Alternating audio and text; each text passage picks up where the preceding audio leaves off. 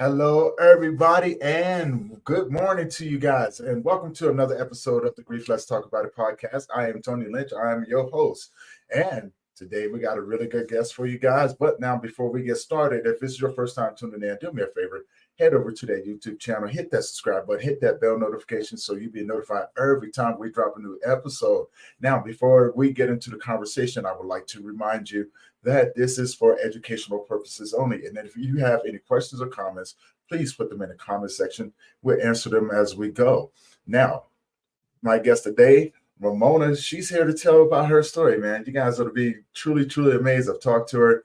I had a great conversation with her. We laughed, but her journey is one of inspiration. So without further ado, I'm going to welcome my guest, Romona. Welcome to the show. Tony, so glad to be here. So glad to see you again. And yes, we've had a lovely time getting to know each other and each other's stories. I'm really looking forward to our visit today. Yes, yes. So am I. So am I. So now, before we get started, introduce yourself and tell people where you're from. Okay, well, I live in the mountains of Georgia, mountains of Northeast Georgia right now. And you can actually see North Carolina from my back deck. And it's a beautiful, beautiful area. And I am a vibrational mentor, which is a title I totally made up. I help people get more in touch with themselves, their authentic selves. And we do deal with your particular subject, grief, on a pretty regular basis. And Yeah. I'm just really looking forward to the show. Now we talked about it, right? And you have such an amazing journey. I always say we always have a beginning. Who were we before we became who we are now, right? We have the beginning, the during, and then the after. So, so let wow, I'm joking this morning. So let's talk about your journey before you became a vibrational therapist. Yeah, so I had no spiritual belonging, no spiritual beliefs, no spiritual paradigm, as I like to call it. Mhm. And I was living life, getting along pretty well. I was in a wonderful, loving relationship for 24 years, and she was 20 years older than me. And when she passed away, I kind of stopped living along with her. Like we were so closely connected, and I was actually preparing to follow her, and I was just utterly like grief stricken, as much as anybody could be grief stricken, like just full of angst. And I thought my only source of unconditional love had just left the planet, so I didn't see any reason for staying. And so I considered that moment to be my turning point, to be my starting point for where I am now. I'm a completely different person than I was then in so many ways.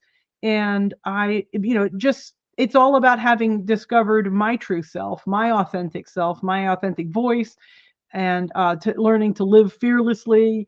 My new book is called From Lonely to Fearless, and it's kind of it's not an autobiography at all, but it is kind of encapsulates my journey from that moment of being literally not interested in staying on the planet anymore. The phone rang very synchronistically and saved my life, basically. And it was a woman calling, my partner's my late partner's best friend, calling to give her condolences. And as we were talking, she started to share with me, and it's just been all up from there. I could consider that kind of like the bottom, how you can come down, like you hit bottom and you start back up again. Oh yeah, So that's it in a nutshell. I'm glad to get into whatever details you want, but that's the overview of it. yeah. Well, let's talk about um, let's talk about your life before then, right? Because we all have, we all have our ups and downs in life, right? And I love the fact that you brought up, that you wanted to give up and things like that. And it takes us a while to get to those moments. We talked about it before, you and I talked about it. We both Yeah. have been there. Like, our darkest moments is when we was like, I don't want to do this no more, right? Yeah. And Yeah. life What's came the back and purpose, said, right? yeah, yeah, right. No direction, no purpose, no anything like that, So let's talk about your journey in life, right? Who was Ramona um before all of this? Before all of this, well, Ramona had a difficult childhood with an undiagnosed mental, condition, emotional condition in mom, Mhm. great dad, and really great life in a lot of ways. but very difficult. And so when I reached the age of 18 and got out of the house, the first thing I did was get myself into therapy. I was in therapy for probably 20 years. Okay. I also added a lot of 12-step different groups, and I was a musician. I was a classical musician, mostly so that I wouldn't have to work a job, some 9-to-5 job somewhere. Okay. Okay.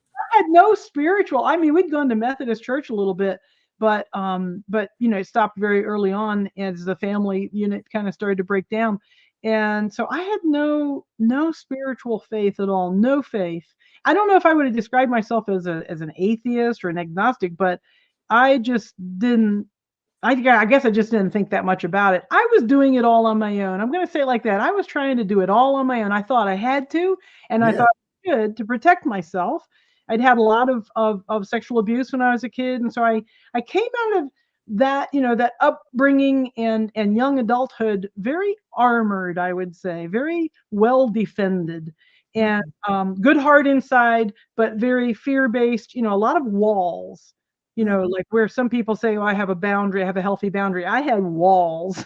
And if you managed to penetrate that wall, then you were in. But like there Yeah. were like 3 people in the whole world that had ever penetrated that wall. And then I had this really bad car accident and I was very, very injured, except it was all soft tissue damage. So the doctors didn't know how to help me, but I couldn't stand up, I couldn't walk and all this stuff. And during all of that, I ended up going to graduate school and a lot of details in there, but we don't need. I'm not sure. No, no, you're good. You're good. You It's good? Okay. yeah, That's yeah. just buffering. Okay, good. So that's when I met Betty. I met Betty in graduate school. Okay. And we were both musicians and we became friends first. Actually, I asked her to write me a piece. She was a composer and I was a trumpet player, so I asked her to write me a piece first. And then we became really great friends and then we fell in love. And all of a sudden, I would have to say that became my spiritual Betty became my spiritual paradigm. That's Okay. how I would say that because she was very spiritual. She was very intuitive, very soft, and very warm and loving, and everything I'd been looking for. And so, I glommed onto her. I became very codependent and glommed onto her, and she became my life.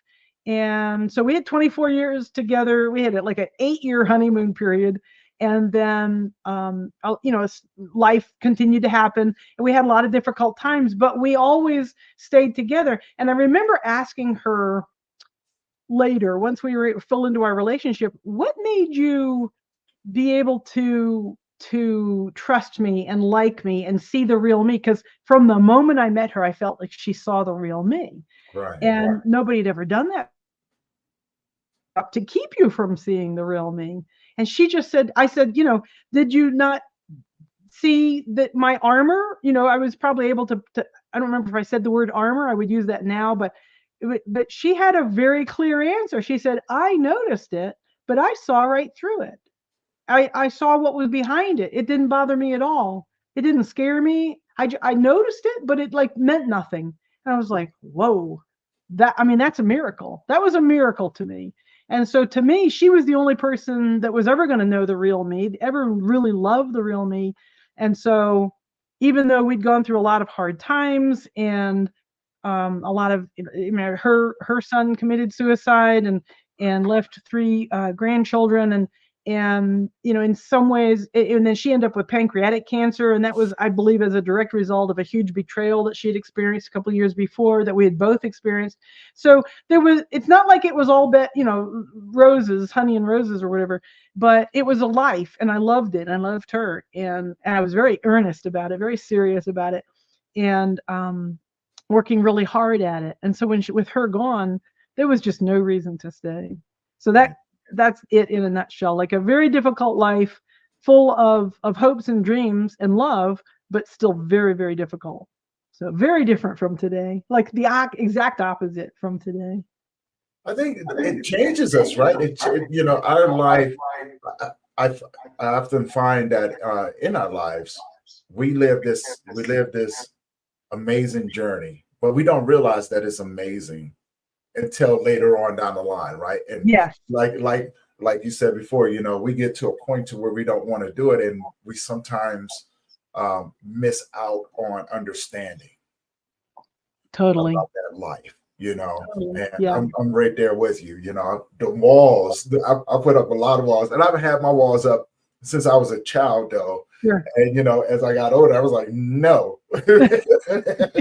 I was like the baby dinosaur from that show a long time ago, Dinosaurs. Yeah. The I don't baby. remember that show. No. Oh my No. God, it was a hilarious show. That little Yeah. dinosaur come up there to go, not the baby, not the baby. That was me. I was like, not the baby. You don't get to come in. Right. And over a period of time, I no one really broke through my walls. I think I got to a point to where I wanted to see what life would be like without the fear of being hurt. But how did you, like, when we have a fear, we are the fear, right? We're feeling the fear. We can't tell. Like, there's a moment of separation when you step away and say, "Oh, I can see that fear." Like, Mhm. it's not me anymore. I can see it. So I'm now the observer of the fear, of the Mm. symptoms or the outcomes or whatever, the feelings. At what point do you separate enough to be able to see that you're living in fear? Like, what was that moment for you? That moment came after I left the gangs. I had been alone my whole entire life, but this time, when I left the gangs after over 20 some years, I said I was homeless, and I had no pride, had nothing going on in life. I was literally homeless. I said, you know what? I need to see what life is like. So I began to, like you said, I became the observer. Mm-hmm. I began to look at my life. I began to dissect it and everything.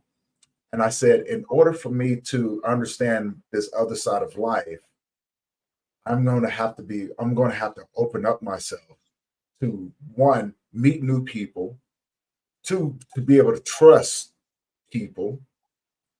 But the most important, I was going to have to get to learn myself in my isolation. Ah, So in those moments, I began to just, in my isolation, I said, you know what? I'm going to take this time just to get to know me. The new me, not the game version of me, but the new me. Who am I becoming? yeah. And then from there, it was a series of people that came into my life, not relationships or anything like that, but, you know, I remember there was a homeless guy that came into my life and he posed a question to me, a very simple question. He said, why are you out here with us? Ah, And I couldn't answer that question because I didn't know why I was out there, but I'm not a drug addict, you know. I just don't have any family. I don't, it's not like I can't go out and get a job. I guess I was just too lazy or just trying to figure out what I was going to do. And then there was a compilation of little kids that used to see me, and they just their smiles and the way that they wanted to play and things like that. And I was like, okay, what is this about? And I realized that they trusted me. And I thought to myself, these kids don't know me. mm, Hmm. I wonder, I should have that same attitude when I approach other people, ah, you know, to trust without expectations. And the biggest aha moment is when my son was born. And I said, you know what? I need to become a better version of myself for mm, him. And those pivotal moments throughout my life is what helped me start to tear down the walls. And I was open to, having a relationship. For one, I've never been into a healthy relationship. So it's one of the things that I started working on. And like yourself, I struggled with religion, right? I really did. And I became, in a way, I became very spiritual. And I believed in a creator. I believed in God, just not the religion. So right. I began to rely on someone else except for my own intuitions. because I realized I made a lot of bad choices and I couldn't be trusted with my own choices. So I said, look, if I need to have a relationship with you, this is what I need to work on.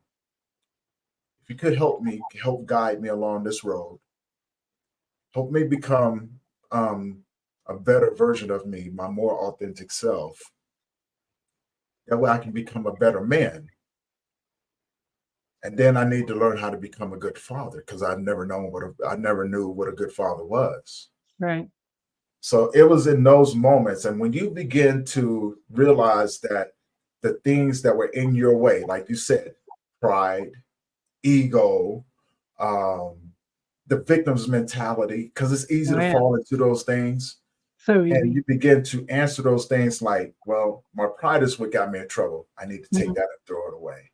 My ego, I need to put that in check, and then I needed to surrender to a process that I really didn't understand until later on. And it was the process of surrendering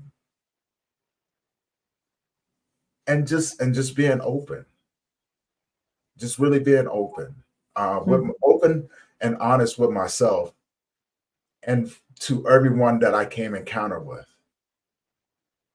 Because I realized that was my truth at that time. Right. Right. So yeah, Beautiful.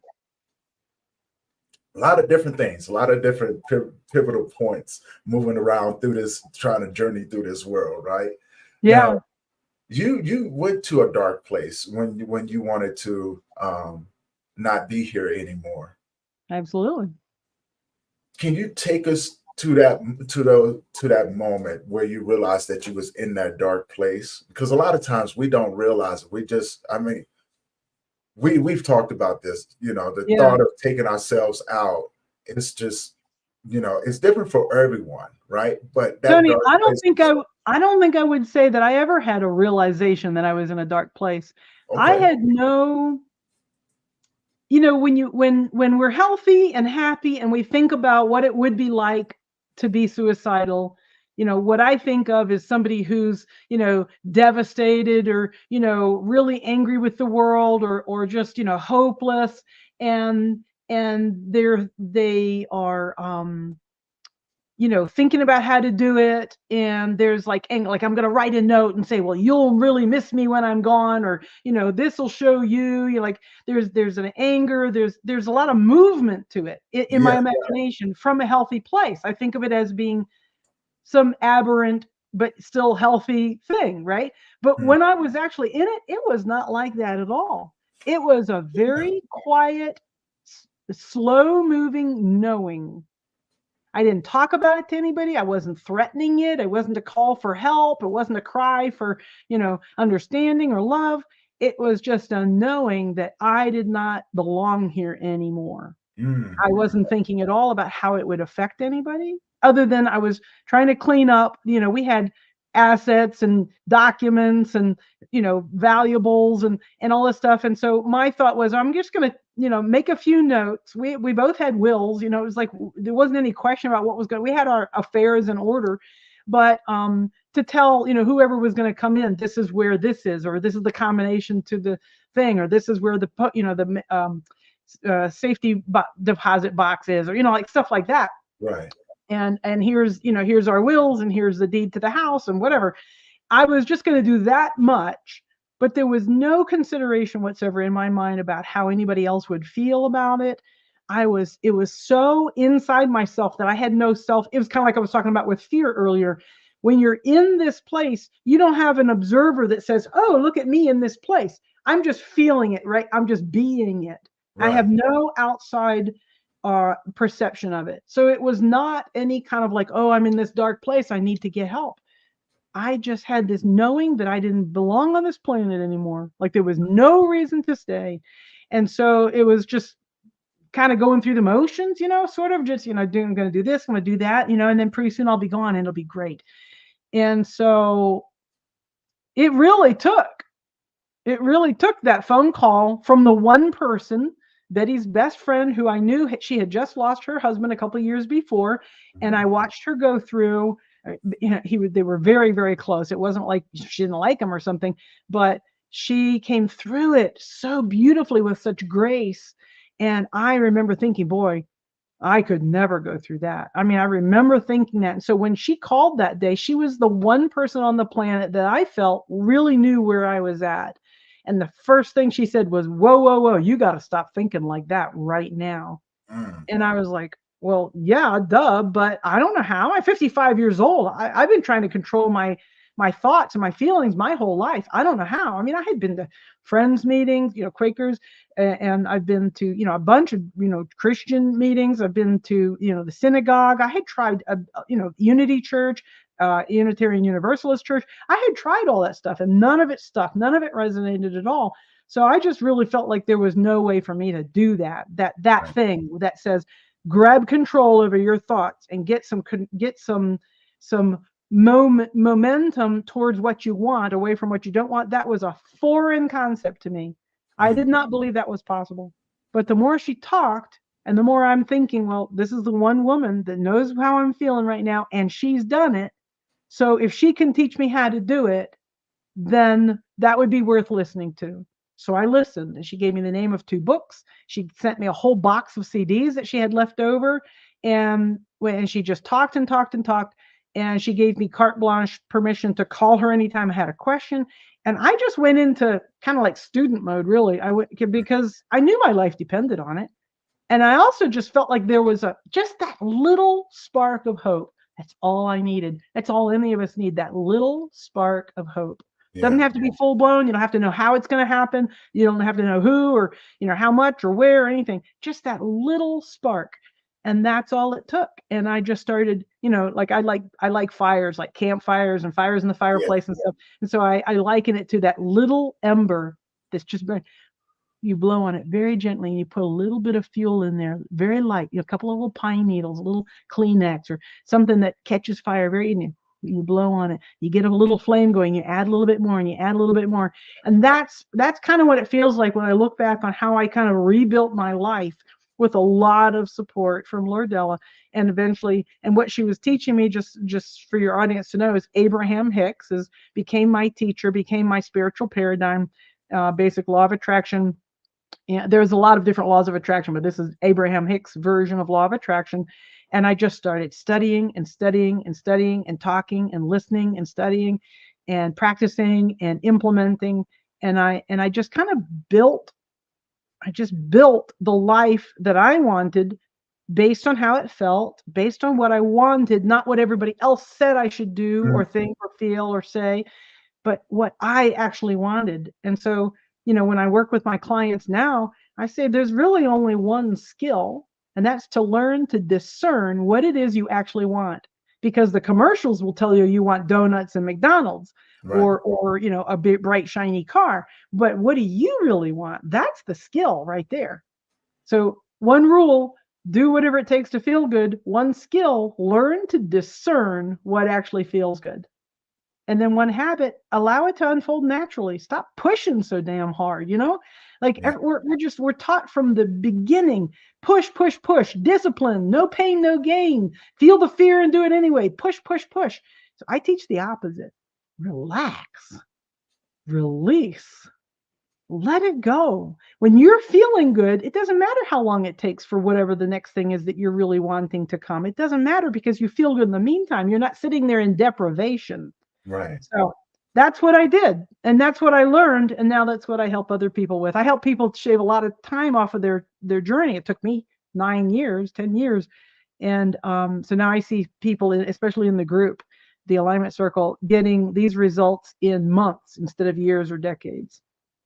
Yeah. See, I love that. I definitely love that because there's people out there right now that struggle with suicidal ideation that's sitting around going, you know what? I don't want to be here anymore. You and I Right. both know, suicide affects, it doesn't just affect you. It affects a lot of other people that you may not even know right now. Yeah. You're right. And I was told, because like yourself, I never talked about it, right? I planned out mine for 2.5 months, and I learned how to play 3D chess with people, move people around, and I had my demise and down to the very last detail, what I was going to do, how I was going to do it, and with the goal of no one's ever going to find me. And by the time they do find me, there's not going to be anything left.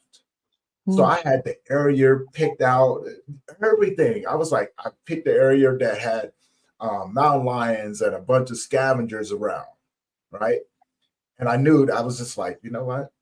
Who cares? I don't need to go on the ground. I don't need to be cremated. I'm just gonna, let the animals have me. Sure. By the time anybody finds this vehicle, they may find bones. So I had it all mapped out. And I tell you what, coming out of that, I like to call it my dark whale, right? It's like a whale with smooth walls. And there was dirt under my feet, and all I could see was this little tiny, as you say, the glimmer of hope at the top. But Yeah. not the sort of hope that, if I can get up there, everything's going to be okay. It was the sort of hope of whomever is up there, let them kick the dirt on top of me because I'm done fighting. Mm. Right? I'm done. I surrendered. I'm done fighting. Mm-hmm. And it didn't work. It didn't go that way at all. It really didn't. Obviously not. No, it didn't go that way, because for some odd reason, there was something inside of me that just wanted to keep fighting. And Mm. so I would go, just bury me. And every time they did, it was like the dirt I would see the rope come down. I was like, okay, maybe somebody's up there going to save me, right? It's all up here. What's going on? And I'd go to reach for the rope, and someone would kick dirt on top of me. Mm-hmm. After a while, I would go, fine, I'm just not going to reach for the rope anymore. And then something said, step up. And every time I did, I learned something. And then the rope would come, and they'll pull it up, and then that dirt would come back down. And I would step up again. Eventually, I was at the top. And I came out, and I went, huh. Huh. Yeah, exactly. Huh. What was that? Right? Yeah. And it was, and everything began to start to make sense. Yeah. And I got up to the top, and I went, I'm going to go back. I'm going to try to find some support because something's telling me I need to go find support, right? Nice. And that's where the aha moment came, when I came to look for support. So I didn't have anyone to come to me and say, hey, Mm-hmm. man, you know what? Because no one knew. No one, Right. I didn't tell anyone till almost 2 months after. Mm. Hey, man, remember that weekend that I wasn't here? Yeah, I was, I had drove out, I was going to take my life. And people turned around and looked, What? yeah, I'm like, Tony, what do you mean? I literally went to go take my life. Mm-hmm. And then that's when I realized how many other people that I had encountered that I had an impact on. Yes. And I knew right then and there, although I had experienced these horrible things, there was one thing for certain. I wasn't a victim, and I wasn't alone. There you go. And this newfound thing that I have, it's not mine to keep. Right. So now I have to venture off and figure out what life has in store for me. Mm. Right. And like you said, it became this thing, right? It became this thing. Now, when did you decide to get into the work that you do? Well, early on, I heard Abraham Hicks say that the reason Esther Hicks was so good at doing the work of receiving Abraham was because she was living life happily ever after. She had married this wealthy businessman, Jerry Hicks, and he adored her, and she didn't have to work anymore, and they were traveling a lot and buying whatever she wanted. And she also didn't have any real strong opinions, no political opinions, no religious opinions. She was just kind of a blank slate in a way. And so when she started receiving Abraham, she was just like this open vessel. There was no real resistance to it. So she could just do it very easily. And I heard this very early on in this whole journey of mine. And so I remember thinking, well, then I can't do that work because I'm very opinionated. I'm very judgmental, and I'm struggling here. I'm not living life happily ever. I'm just barely keeping my head above water. So that would never be me. So I just went and studied and studied and studied and learned, and I immersed myself in it. I was very fortunate. If I'd had to be raising kids or taking care of, both of my parents had deceased by then. If I'd been taking care of anybody or responsible for anybody else, I don't think I could have done this, but I was living all by myself in a neighborhood we had just relatively recently moved to. So I didn't really know that many people. I was well away from my family or any other distractions. I was working from home, setting my own hours, and I just had a ton of grace for just absorbing and practicing and implementing and thinking and listening and talking. And so I just took off. Like, I mean, it was just what I had always been looking for. So I absorbed and I absorbed and I absorbed. And eventually I started teaching it. And because they say, if you want to really know something, teach it. So I started teaching it. And that went fairly well. It was nothing hugely momentous or anything. It wasn't even hugely successful. It was like a mindset shift. Okay, now I teach this stuff. Now I really have to know it. I have to make sure I'm walking the talk always. So I'm practicing it very diligently. I'm thinking about how to explain it. I'm thinking about what it means for me. I'm comparing last week to this week and all this stuff. So that's kind of where I was. And I had actually gone to Asheville for a 2-day Abraham Hicks workshop. And I had gone early. I was with my friend Shannon. And I met her through Abraham Hicks. And she had been taking some classes on paranormal, like how to become a psychic, how to become a medium, how to become a channel. And she was really enjoying it. She was learning a lot. And so we're walking through the woods down by the river in this beautiful, beautiful mountain area near where I eventually moved. I didn't live here yet.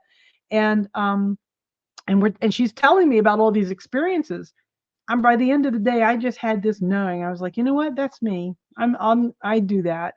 It wasn't even almost like future tense. It was like, I do that.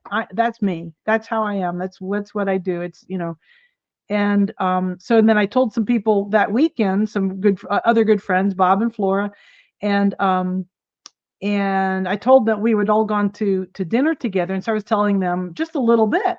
And Flora said, well, will you do it for us? Because they'd been to many Abraham Hicks, workshops, and they know the score. And they said, will you receive for us? And I was like, oh, yeah, sure. And then the next weekend, I ended up at their house. Long story, chainsaw party, great story, but I'll save it for another day. But so we ended up at their house. So Friday night, we're all, we have dinner and we're sitting around having a glass of wine. She says, will you do it for us? And I was like, sure. Yeah, absolutely. The next day we had the actual chainsaw thing that we were doing. And then after all that, everybody's tired, and everybody else has gone home and we've all cleaned up and we're sitting around, we've had dinner, we're having a glass of wine. She says, will you do it for us? I was like, of course. Yeah. She says, how about right now? I went, oh, right now? I didn't know what to do or how to do it. I just knew I was going to do it, and I had talked about it, but I really didn't know how to do it. So she said, yeah, let's go sit in the living room and we'll just do it. And I was like, okay. So we sat down. And I closed my eyes and I set an intention, and I didn't know really what to expect. She started asking questions. And by the end of that, and Bob eventually asked questions too. And by the end of it, I realized something as I came out of, it's kind of like going into a meditative state. Some people might call it a trance, but whatever it is, it's a very relaxed, inward state. And as I came out of it, I realized, wow, I knew things when in answer to her questions that I had no way of knowing. I knew things. And some of the questions that she asked, I just knew the answers to, even though I didn't necessarily know how to put it into the right words. Mm-hmm. I didn't have much in the way of words in the beginning of this whole process, but I had a knowing. And there were things that I just couldn't know otherwise. And there were perspectives that I took in answer to their questions that I couldn't have done as a human. I could feel a palpable difference between me, Ramona the human, and whatever this was. I didn't even have a word for it yet. Flora asked, what should we call you, to the entity. Some people would call it an entity or a super consciousness that I'm receiving. And I heard Oprah very clearly, but I was not going to say, I'm receiving Oprah Winfrey. Like, there's no way. So I said, Oprah. So we went with Oprah for a while. It did eventually turn out to be Oprah without the H. It's not Oprah Winfrey. It's just OPRA.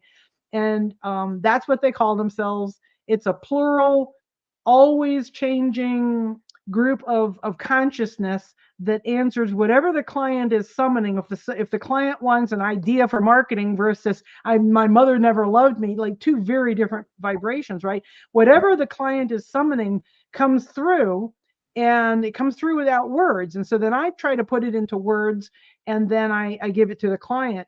And the client will frequently say, "Oh, how did you know that?" Because I'll say something about that demonstrates something about their childhood that nobody knows, or demonstrates that I'm answering actually the next question that they had, or whatever. The client will say, "Well, how did you know that?" And Oprah always says, "Your inner being told us. We're Ramona's inner being. We told her, and the telling from you to us and from us to her is not in words. It's in ideas or images or just knowing. It's kind of like a transmission or a download. It's not an actual conversation." So Ramona then has to take that information and put it into words, and then she tells you. So you tell us, we tell Ramona, Ramona tells you. It's not coming from us, it's coming from you. And this is very, very powerful. And this is why I do the work, because I want to give to people what I did not have when I really needed it, when I wanted it. I had it, but I didn't have it in a direct human way. A human that can actually put it into words is very valuable, because we are such intelligent, brain-oriented, logic-oriented beings, and in our culture really encourages this, right? So it's so much easier to hear it in words and then feel it, feel the resonance to that. In other words, I get an answer in words to my question. So I ask the question, I get the answer, and my body goes zzz, zzz. It's like a resonance, like if you pluck a piano string, like, Yeah, like a kind of like vibration. that.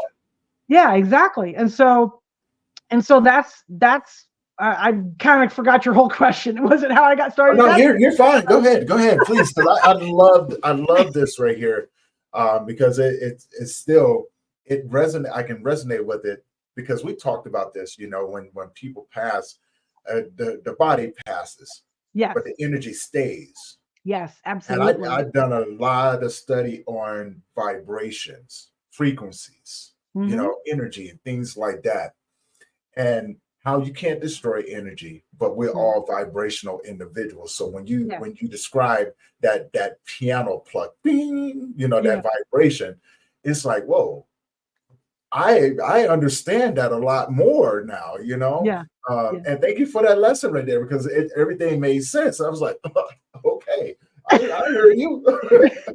I hear Right. exactly what you're saying. And I'm I guess my next question would be, when you help individuals who are going through loss and grief, how does your work um, tie into that? Because I understand it, but I want you to explain it to the audience a little bit. How does your work tie into that? I think that your answer is going to be very fascinating. Well, I'll do my best. So Oprah doesn't really see any loss.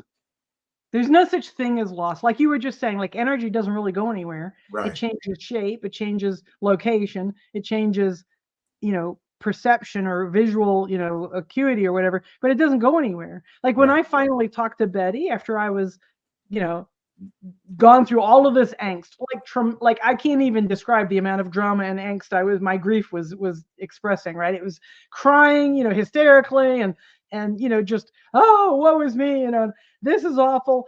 And I can't even remember, it was just so much drama. And when I finally started to get myself under control enough to be able to raise my vibration enough, because you can't talk to anybody on the other side if you're low vibration, because Right. they're high vibration. And you just can't do, it's like two ships passing in the night. You can't see or hear or taste or touch each other. It just doesn't happen.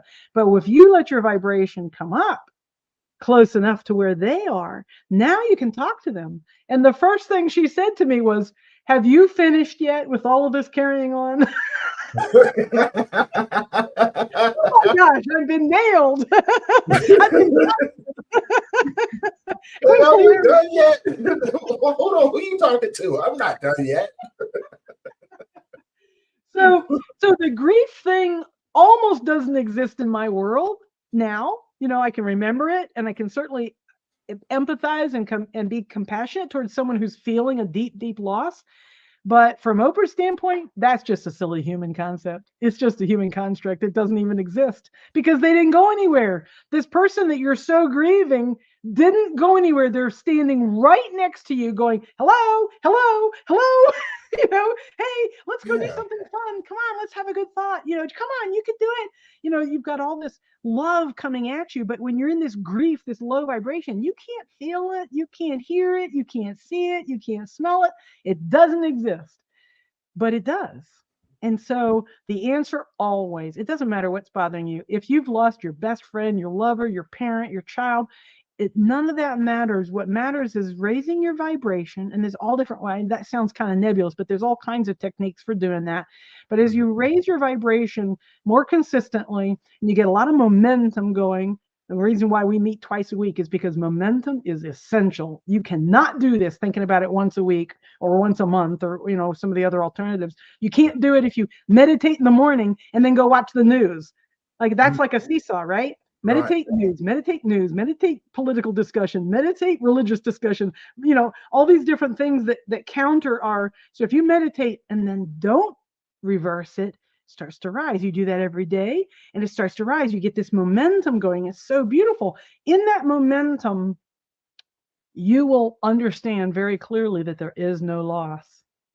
Somebody stole $100,000. There is no loss. Somebody that you love died. There is no loss. The worst thing in the world that you can have, you lose an arm, there is no loss. There's only a transmutation of energy from one form to another.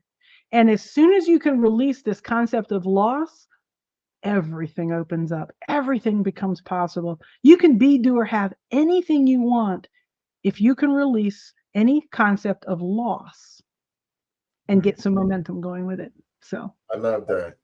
We got some people joining in right now. Good morning, Mr. Frazier. Great to see you here today. We got Romona Galey here, and she's sharing her story, man. So if you have any questions or comments, please put them in the comment section, man. And I look forward to Frazier is another guy. He has a podcast. He's an amazing guy. So cool. If you ever get a chance to, check him out. It's going pretty good, Frazier. I had I was going to piggyback off of what you just said there, because it's something that I tied into on my journey and all the different aspects, recycled energy, how we've been here before, right? Absolutely. I use this concept of those who have gone before us back into the world and back into energy form. They're just waiting for empty vessels to fill, to come back into the world, right? And I think that we come back with knowledge. I think that we come back with these experiences, and we continue this in order to become the best version of ourselves in the world, to manifest what we were supposed to do. And sometimes it takes us a little bit to keep going over and over. That's just my concept of it, right? Okay. But also, I tied it into when I started exploring the subconscious mind and the unconscious mind vibration, right? Like you said, vibration. But I just tied into it in a different way, and that had been my journey. Like the subconscious mind, I realized was limited. Yes. It only took me so far of an understanding.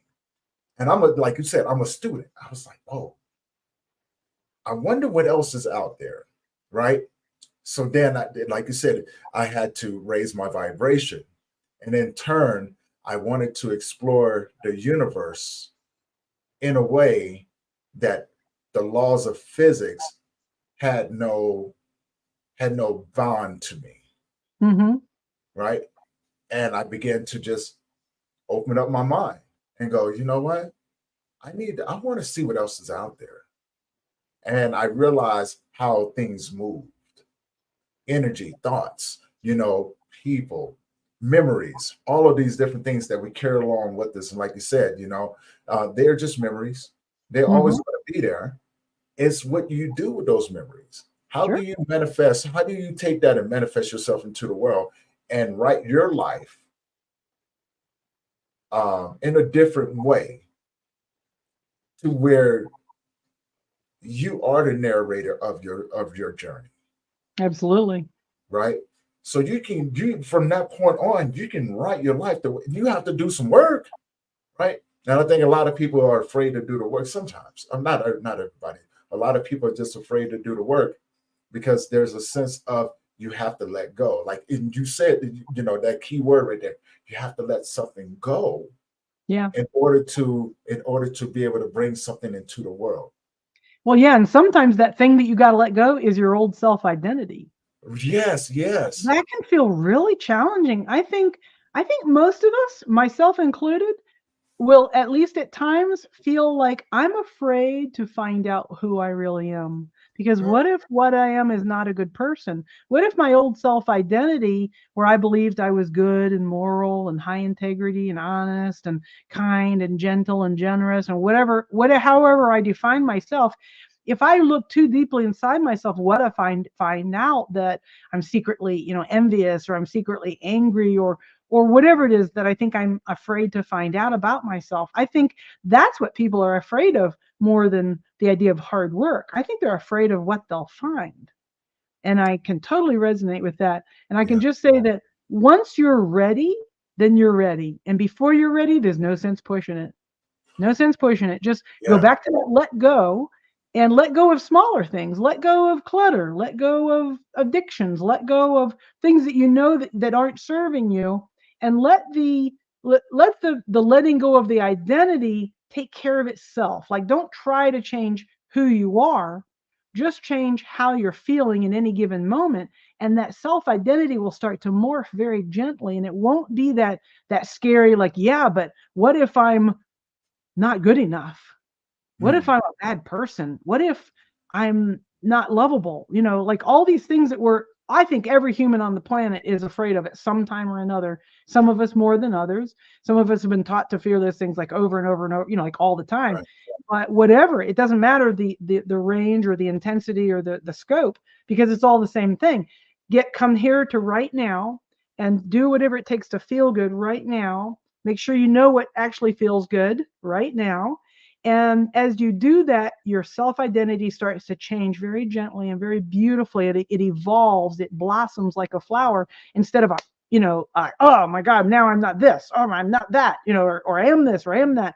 And so to me, the answer is just gently evolving by being constantly right here, right now. And when I have a memory, if it feels good, great.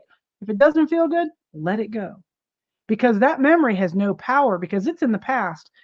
If you bring it into the present, now you've given it power again. But if mm, you just let it stay in the past, it doesn't matter.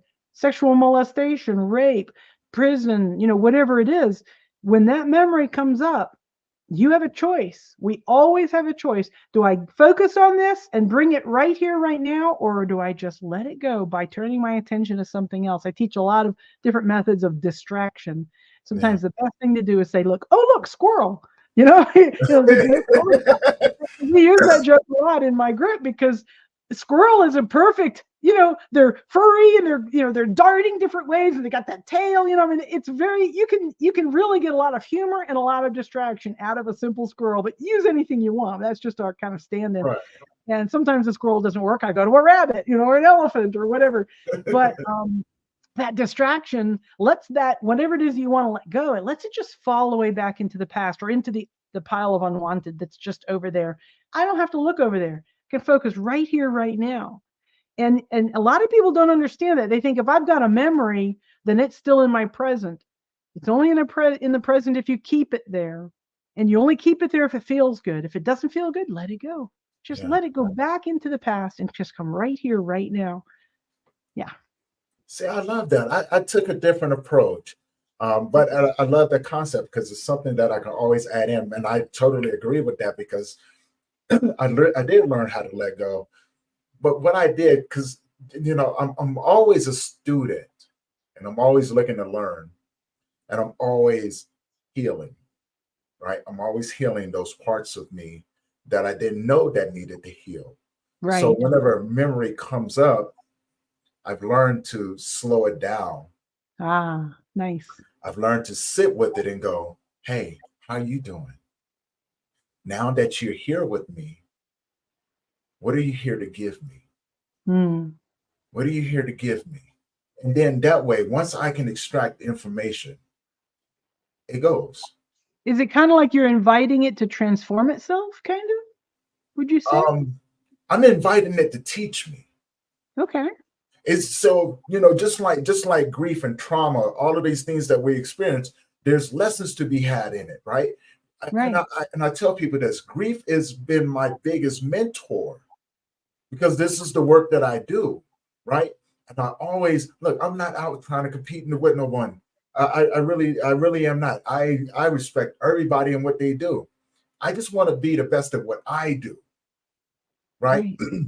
And I realize that when it comes down to grief and the men that I talk to, I have to know how to pivot. I have to know how to talk, but I need the information so I can take my own experiences and I sit in and I go, wow, I'm not afraid of it, right? Right. But I go, I'm gonna sit right here and I'm going to dissect you because there's something in there that I need to learn. But once I learn it, I can let it go, right? Sure. Because I have no fear of it anymore. It doesn't control me. And I realize that when it comes down to my emotions, I can separate my emotions from everything. So, because emotions are just a reaction, right? Right. Right. And that's something that I've learned. And so when I can take the emotional aspect out of it, I can sit in and I can just be in that present moment with that memory, with that thought, and with that lesson. And I can just go, yeah, okay, all right, I got it now. So then when I Mhm. come out of it, I realize in those moments I'm a student.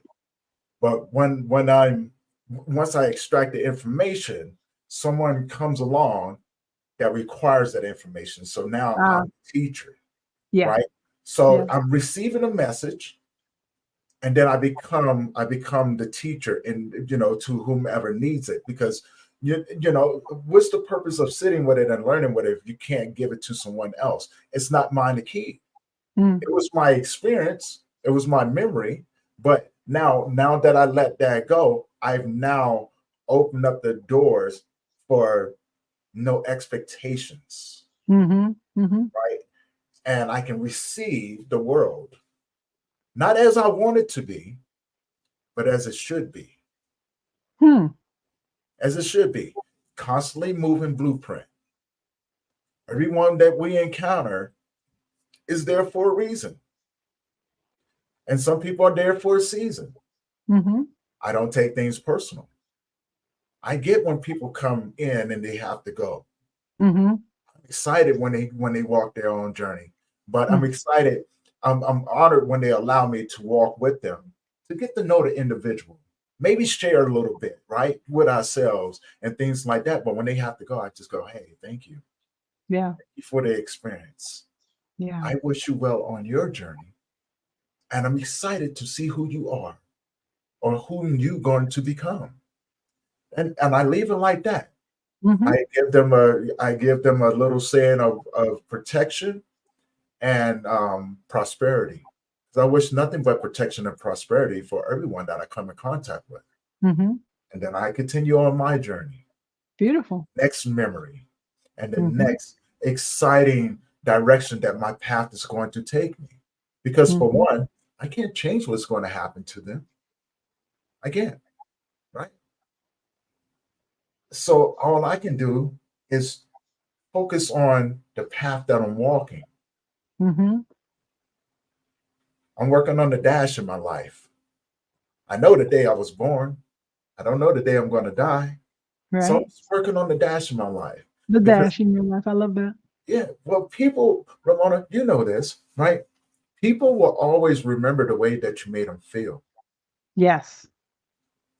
And we both know that life can throw a whole lot on top of us. It's Yes. real easy for people to take it personal and want to shake your fists and want to get Right. angry at the next person Right. because it's an emotional response. Right. Now, what I find that when I'm with individuals, they can take that piece of me where they go, he's not reacting emotionally. And they Mm-hmm. wonder, how do you do that? Right. Because if I react emotionally, if I react emotionally, that means that that's going to cause a a ripple effect in a very negative way. Well, if it's a negative emotion, yeah. Do you Right. do you do you ever have anybody say, "Well, you're suppressing your emotions and that's unhealthy"? I've had one person try to tell me that, and I looked at him, I go, please explain. And when I challenged them to explain, they gave all sorts of kinds of definitions. And Sure. I just looked at them, I go, well, if I'm suppressing my emotions, that means that I'm allowing my emotions to take control of the conversation that I'm having with you. And Right. therefore, I am not speaking rationally. So, therefore, if I'm not speaking rationally, you should not listen to anything that I say. Not one word that I say, because it's Mhm. coming from a place of um, personal experience. Mm. Now, if I'm speaking rationally, that means that I'm not suppressing my emotions. I'm very aware of it. It's just that they have no place in your space. Mm. So I take it and put it back on them and I go, I'm in your space.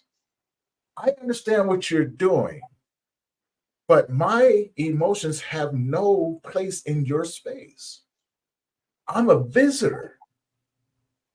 And if I had an emotional reaction, I would take away from what you're going through. Mm. And that's the last thing that I want to do. Because Mhm. in my world, it's not about me, it's Right. about you. And Right. remember, you invited me in. So my job is to be a visitor with you. Mhm. So now that we have that out of the way, is there anything that I can do for you? Right. Can I get you something to drink? Right? Can, Yeah. can I take you to stores? Can I get you some groceries? So you're talking to men that are still on the streets, right? Mostly, or men Yeah, in prison? on the streets. I talk to men in all walks of life. All walks of life. I talk to CEOs, police officers, EMTs, paramedics. I talk to lawyers, dentists, the homeless, Mhm. the addicts, those who are struggling with their mental health. I Yeah. just use a very simple approach. Very Mhm. simple. Once I talk to them, I go, I'm your servant. Mm. Allow me to serve you. And then we're going to take the rest of it the way that you need to. And I'm just here. I'm going to walk with you, and I'm going to just give you little things to help you along the way. Mhm. Because if you've got in contact with me, that means that you're in a really dark place. Mm. And I'm excited for that. Let me come in that dark place with you. Let me Mhm. sit down in the mud with you. And then when it's time for you to get up, I can't I can't I can't force you to get up, but I'll get up when you're ready. And then when you're ready, I'm going to give you a little bit more. So pieces of me, pieces of my experience goes with you because it's not mine. Right. Oh, it's a beautiful gift. And another gift that you're giving them by doing that is helping them to accept what is. Because, Yes. so much of, I talk a lot about distraction and soothing. The very first step of either one of those two things is acceptance. When you look Yes. right at something that is unwanted or uncomfortable or whatever it is, whether it's a thought or a feeling or an action or a person or an event or whatever it is, you look right at it and say, okay, I see you. There's a moment there of acceptance. And so the way I approach it is then the very next thing you want to do is release it if it's unwanted. Look Uh-huh. right at it and say, I see you. And now I'm going to look over here at this squirrel. I'm going to just go, oh look, squirrel. I'm going to Right. look over there. And so you unwanted, whatever that was, I've accepted you. I'm not resisting you. I'm not suppressing you. I'm not fighting with you. I'm not going to wrestle you to the ground and kick you in the teeth or anything like that.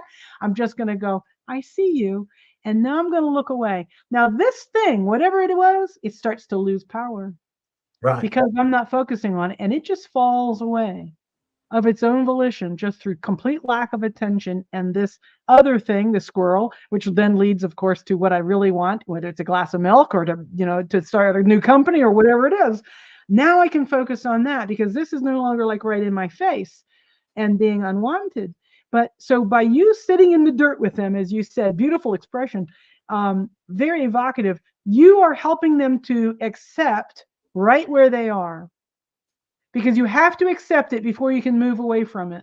And if you're homeless or in prison or bankrupt or whatever your thing is, the thing that we do as humans is I'm not that. I'm not here. I should be there. He should be this. Somebody did this to me. This is awful. Blah, blah, blah, blah. It's all this stuff. When you just sit quietly with it, you accept it.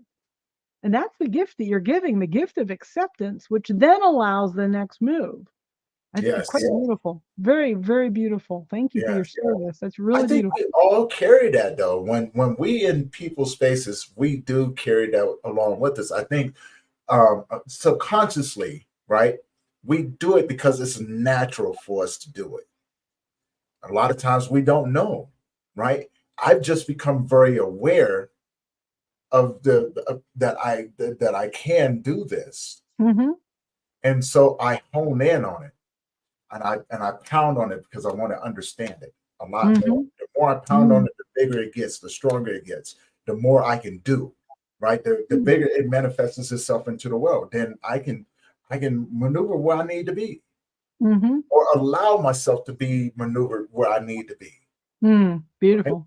Right? Beautiful. And once I surrender to the process of the journey, nothing else really matters. Yeah, beautiful. I can accept the person that comes into my life that's a racist. I can accept the person that comes into my life that maybe not have the best intentions for me. I can accept, I can accept everything that's going on because I realize that it's not here to break me; it's here to help me. So I'm not going to take it personal. I'm not going to have an emotional breakdown every time something happens, because then I become useless. What I can do is that I can sit and go, thank you. Thank you for this experience. Beautiful. And I just keep going. Yeah. And it's just like the wind, right? It's just like the wind. I never know where I'm going to go. And I never know where I'm going to be. Because it doesn't matter. Doesn't matter. Doesn't matter. Wherever it blows me, that's where I'm going to go. Half time, half time I end up in places I'm like, well, this is exciting. This is exciting. But I'm okay with that, right? Yeah. And it's, for me, there's no limit or any area where I'm not capable of going. Right, exactly. The beauty, the miracle of self-awareness, of self-acceptance, of self-love, of self-confidence, a lot of people would call it, that authenticity of being who you truly are enables you to legitimately say just that, to be just that, completely okay, no matter what happens, no matter where I end up, no matter who walks in the door, no matter what thought I have, no matter what feeling I have, no matter what action I take or anybody else's action or what the government's doing or any of this stuff. None of that stuff matters when you're living in your heart, as a lot of people would say it, in the now, in your authentic self. Yeah. And that's really beautiful. That is such a huge gift. You know that the gift that you give, the biggest gift that you give, in my opinion, is just you being you. It's not in your actions. You're doing lots of beautiful, wonderful, miraculous actions to teach people, to bring people into your sphere, to accepting people, teaching them, accepting all the teaching you do. And the best thing, even above all of that, I think the best gift that you give us, the world, is you being you. Like you serve as a role model to everyone else.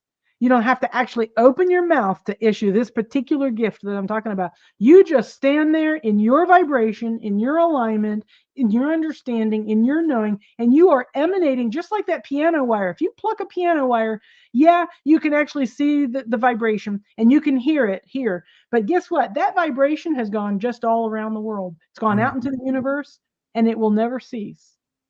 And that's what you are doing. You are the piano wire vibrating out into the world, serving as a role model, what Oprah frequently calls a beacon of light to everyone, whether they've ever met you or not, whether they're aware of your impact or not. That is your greatest gift. And so I thank you for that gift. And you as well. I think you just perfectly described yourself as well. Oh, thank you. Yeah, you just perfectly described yourself. This conversation that we're having, I knew it was going to happen though, because we talked last time. I was like, oh, we're about to have some fun. Right? But Yeah. I think that's what we do though, in this world.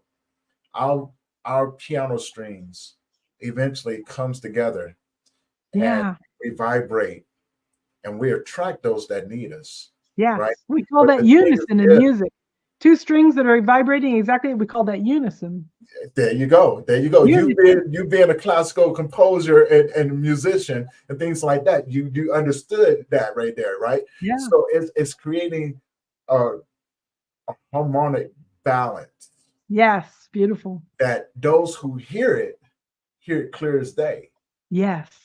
And for those who are still moving out of their way, they hear like that little hum.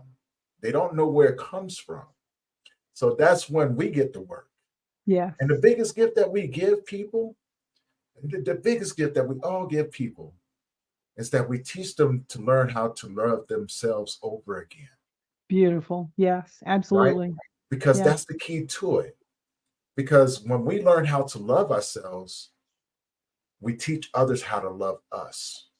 And I love how you say, yes, absolutely. I love how you say relearn, remember, learn again. I'm not sure exactly how you said it, but the reference to when we come into this world, we love ourselves. Uh-huh. As babies, we know exactly what we want.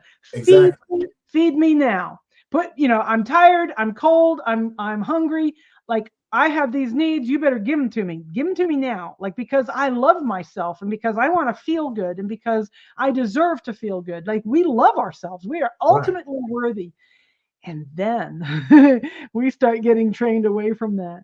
And so really what we're doing is reminding people, helping them remember to love themselves. It's not a new skill. It's a memory. It's a remembrance. And we think, well, children, can't function in the world. And so therefore I should not use them as role models. And I say, no, use children as role models. Use children as role models for how to breathe, how to think, how to let things go. How many times you can try to lecture a little kid or seen somebody else try to lecture a little kid and the little kid's like looking away? That's because they're smarter than you. They know they're going to focus on all that baloney that you're giving them. They know it's over. I've learned my lesson. Let's move on. And so children are such beautiful sources of role modeling for us and wisdom. And so really it's just a matter of remembering how to love ourselves, that we do love ourselves, that we are worthy of that love. That changes everything. That's a game changer. It does. But it also, I want to add to that before we start to wrap it up. When we begin to learn how to love ourselves again, we have to love ourselves as we grow into the different versions of ourselves, because each part of us that needs to be healed needs to have a different sort of love, right? The 6-year-old you needs a different sort of love than the 50-year-old you. The teenage you needs a different sort of love than the 20-year-old you, right? Because can you give me some examples of different types of love? Yeah. Okay. So look at life this way. Every section of life that we go through requires a different version of ourselves because of what we've experienced, right? So, example, and I'll use me as an example. The 6-year-old me that was molested needed a protector, needed someone to keep him safe. And because that version of me had to learn how to survive in the world, I needed to give that safety to that 6-year-old me, right? And then when I became a teenager, life piled on me again. I began to lose other people. Mm. So I needed to love that part of me and say, hey, it's okay. Mm. So I had to relearn to tell myself it's okay not to be okay. Mm-hmm. It's okay where you're at right now. Right. Just one more step. One more step. So then the Mm-hmm. 20-year-old me that was in the gangs and I seen all of these different things and went to prison, that required a different sort of love. I had to go to that individual and go, hey man, we all make mistakes. There you go. Don't beat There you yourself go. up too bad. Yeah. You know, look around you. There's people out there making mistakes all the time. You ain't nothing special. Mm. Come on, let's get out of your own head. Let's move, right? Mm-hmm. And the Mm-hmm. version of me that was an orphan after my parents passed away, and my younger brother and my son required a different sort of love, right? It Mm-hmm. required another touch. Yes. It required me to go in and say, you know what? In this darkness that I'm in, I need to love myself because if I do not, I'm going to destroy myself. Mm. Right? And these are the different types of love that I'm talking about. You may need a Mm. gentle hug. You may just need somebody to tell you that, you know, you're okay. But you Yeah. have to heal. You have to, that's what the healing process, that's what I define as the healing process, because you're not a victim in this life. You just Right. experience life in a different way. Now, if you can go back in and love yourself, and then you can begin to learn the version of you that comes out, right? Teaches other people how to love you. Now, if you're Right. a victim, you will attract people that's going to hurt you because it Sure. gives you an excuse to being a victim, right? Now, Absolutely. when you can go back in and say, you know what, I'm not a victim anymore. Look at no, I'm not. Yeah. Then that version of you begin to heal and you begin to love yourself a little bit more because then you start eating right, you start exercising, you start talking to yourself a lot different. And when you start to do that, and it sounds crazy because it is, right? You won't tolerate what someone else does to you.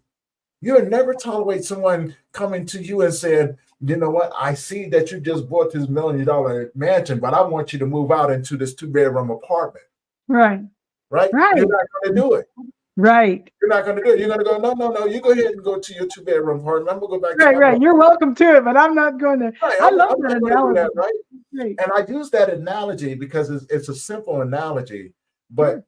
if we look at everything, our souls, children teach us to have one-on-one time with our souls, to explore the Yeah. world, to be Beautiful. curious and want to touch the climb, to see what is clouds, what makes them up, why are the colors there? We know Right. that the sun is there, right? But why? Because it's fascinating. And if you can look at every day as a brand new day, every day has many more beautiful things that it can give you, which in Yeah. turn will give you more gratitude and appreciation of Yes. not the complete day, but the moments that make up your day. Yes. And then you begin to love yourself in different moments because you realize that the different role that you will play as the observer, you're a student, then you're a teacher, but you're also a wanderer because the wanderer in you is curious. Sure. It wants to go places, it wants to touch things because with the springtime coming up, tomorrow's going to be a different day. That tree's going to feel a lot different. Yeah. It's going to have new leaves on it. I'm excited to see what it produces. So I'm going to test the tree today and I'm going to test the tree tomorrow, right? In those moments, I'm going to look at that blade of grass because I got patience now. And I want to watch that blade of grass to see what it grows into. And I use that analogy because it's the way I look at people. Yeah. I'm going to watch you because I'm curious to see who you become. Beautiful. And I'm excited for that, right? Yeah. I'm Yeah. excited to see who you become. And I'm appreciative because you allow me to be a part of this pivotal growing moment. And I'm just going to give you a little bit more to help you learn how to love yourself that much more. Beautiful. Because I feel that you deserve everything that this world has to offer you. It's not mine, it's yours. And I just want you to get to a place to where you can accept the world, your life, and be open to receiving what others have to give you Yeah. without Yeah. expectations and without the emotional attachment that comes along with it. Right. Right. Right. Right. I Right? love all of that. That's beautiful. I would only change, in my mind, I change one word of Mm, everything you just said. So beautifully said. The one word that I want to change is patience. I want to change okay. it to presence because now I have presence. So in my presence, yes, it feels like patience, but it's not like an externally imposed patience. I think we try to impose patience on ourselves as a reason or pressure to put up with stuff that doesn't feel good. I have to be patient with him because, he's having a hard time. So even though he's yelling at me, I have to be patient and wait for him to get better somehow. Or I have to be patient with this job that I don't like. And I keep going there every day and I'm going to patiently wait. So in that pressure we put on ourselves to be patient, we're actually in experiencing something that doesn't feel good, and we're forcing ourselves to continue to experience it. In presence, so this is the difference. And I know it's just semantics, but for me, the difference between patience and presence is in my presence, it feels great. I'm not waiting for anything to change. It just feels great right here, right now. It feels great in my body. It feels great in my emotions. It feels great in my mind as I'm thinking the thoughts. It feels great in my actions because I'm taking divine actions, inspired actions. I'm following my goals, my desires, my calling, my purpose, my mission. Like I know exactly how to be in my presence, even though presence is timeless and it contains something that feels very similar to patience. It's not externally imposed like a Mm. rule or a delayed gratification or any of that. And to me, that's a really important distinction. And so I would love to hear your thoughts on that distinction between those two words for you. Okay. I love that because they do play a pivotal part with each other. Now, the patience aspect, I understand where you're coming from, but individualize it for yourself, right? Yeah. And I'm just speaking from a man's perspective because these are all things that I had to learn, right? Okay. The patience for myself was because this is unfamiliar territory to me. So The I have patience to, was unfamiliar. huh? The patience itself was Well, unfamiliar. the hurt, the grief that I Ah, was experiencing, right? okay. Because you got to remember, I'm only coming from the perspective of being a male. No one ever Sure. taught me these things, Sure. so I had to be patient with myself Sure. as I began to grow into this different version, and as I grow more into my authentic self, because I'm going to run across roadblocks, Sure. but I can't rush it. Yeah. Because I'm going to hit that wall. So I have to be patient with myself. I have to learn so I can become a better student.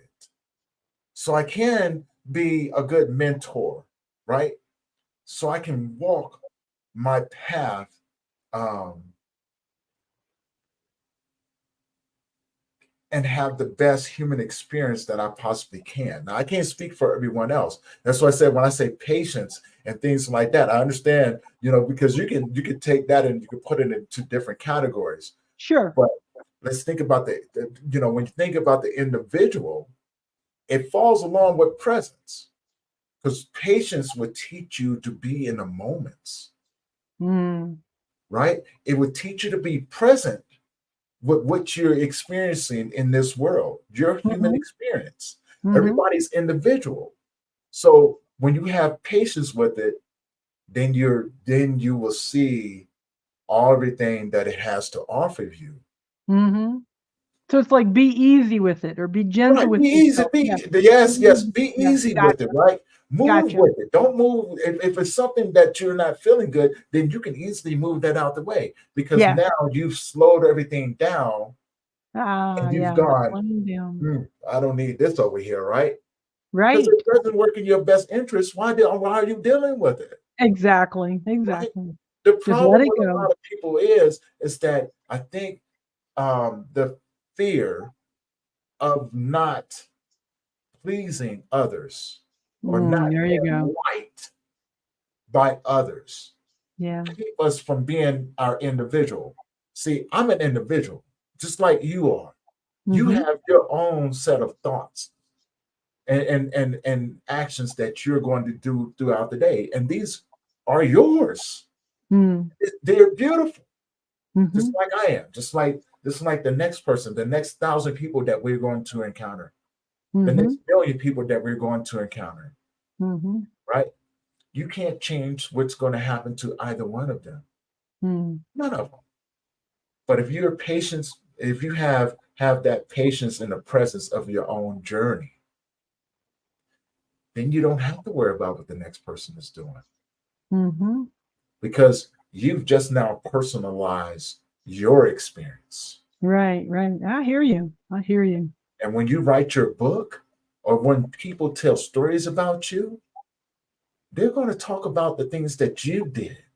Mm. Because I can't do what you do, Right. right? I can't. I just And I can't. can't do what you do for sure. Exactly.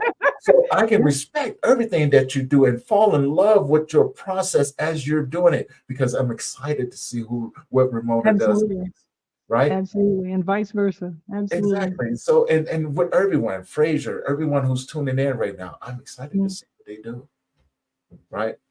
Beautiful. Because for one, you're adding to the world something that's very, very necessary, which is you. Yeah. We all are. We Yeah. all are. You're adding yourself to the world Yeah. in a way to where if we keep going at it the way that we are, we can make the world better than what we left it. Absolutely. Well, everybody in their authenticity has that impact. Right. And that's all I Everybody. want to see people do, especially when it comes Yeah. down to men, because I want to see that man become the best version of himself for his family, Mm. for his friends. I To, would say for himself first, but okay, yes, for his yeah, family, for himself, for the world, for himself first. for himself, because Yeah, if you have to be okay with yourself in this world absolutely. uh, in order for you to have that impact on others and learn who you are, Yeah. right? And not be afraid to go, you know what, I'm okay with being alone. Because a lot of Yeah. people are afraid of being alone because they don't like the person that they are, Yeah, exactly. Exactly. right? So those things come into like it's all these different variations that come along with what we just talked about right there, right? And there's so much to unpack in there that if people could take that and dissect it and apply it to themselves, see where they're gonna go, see Mm-hmm. who they become. You Mm-hmm. know, practice speaking to yourself differently. Practice Absolutely. practice saying, I want something better out of this life. I deserve to be loved There unconditionally. you go. There you go. Yeah. But I'm open to that, Yeah. Beautiful. And when you think about this simple concept, look at what the world provides the animals. They don't want or need for anything. Mm-hmm. Am I lesser than them? No. No, not at The all. world will provide for you that too as well. All you, Absolutely. biggest concept, biggest thing that I learned in this world, you have not because you ask not. Ah, You have not because you ask not. What is the things that you really want out of this world? Ask it. yeah. Because the world is constantly listening to you, but it's also feeling your vibration. And if your vibration don't match the things that you say, it's going to give you what you're feeling. Absolutely. It doesn't Right? care what the words you use. The words are completely inconsequential. Right. It So matters your how words it's got to match that vibration and the frequency because the universe only Absolutely. knows one thing. That vibration that you just put out don't match your words, but I'm going to give you with your vibration because that's all I know. Yeah, yeah. That's all there is. That's all there That's all is. that exists. That's Yeah. all there is. That's Love it. it's just the I love it. vibration and the frequency that we move around this world. And the higher you vibrate, the more the world will go, you get it. Absolutely. you get it. Come on, keep bringing it to me, right? Bring it. And the reward is so much greater. Yeah. The Beautiful. reward- Beautiful. Well said. So hopefully that helps out. And man, such a great conversation. Really, Such a really beautiful good. conversation. I So love you, now man. This before we is really wrap up, great. I always ask my guests this: if you can leave the audience with something, what would you leave them with? Be yourself. Don't be afraid to find out who you are and then be it, because you can't be anything else. Anything else is a lie and it has no power. You want to be powerful? You want to be happy? Be yourself. There we go. Now, where can people find you? RamonaGaley.com. It's the best place. You can find all of my offerings. You can find my book there. You can find my social media links. RamonaGaley.com. Awesome. And for everyone who's been tuning in today, hopefully you guys enjoyed this conversation. We got many more to come. And if it's your first time tuning in, do me a favor, head over to my YouTube channel, hit that subscribe button. This helps me get this out here on the algorithm, reach more people that can benefit from these conversations as well. But also hit that bell notification so you'll be notified every time that we drop a new episode. And if you know anyone who can benefit from these conversations that we have, please do me a favor and share these with them. We have a lot more coming. And a big thank you to my guest today, Ramona. Such a beautiful conversation. And we're going to have many more conversations to come. Fraser, I'm looking forward to having a conversation with you, brother. We got a lot to talk about whenever we get the chance to. But also, guys, I got something coming out big. And big shout out to Lenny Hunt, Jay Lewis, and all of these different men that are going to be a part of this. But I have a book coming out called The Foreign Love Language of Grieving Men. It's going to be a compilation, and we're going to be doing some amazing things. So you guys keep your eyes peeled for that. But also, we go check out Ramona's book. She's got a lot of great information in there, and go check her out. And tell her that I sent you. Right? Tell her that I sent you. Now, with that being said, we're going to conclude this episode of the Grief Let's Talk About It podcast.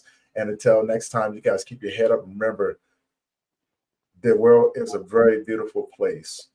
Beautiful. Just choose the right people to walk with you so you can see the beauty in it.